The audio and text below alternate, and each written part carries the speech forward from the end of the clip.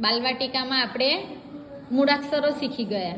તો તમારી પાસે કયો મૂળાક્ષર છે તે ઓળખીને કહેવાનો છે.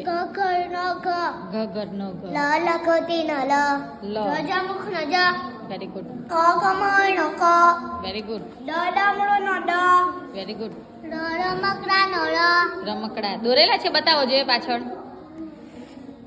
અરે વાહ, રમકડા દોરેલા છે, વેરી ગુડ. મ મગરનો મ, પ પતંગનો પ, જ જબલાનો જ, વેરી ગુડ.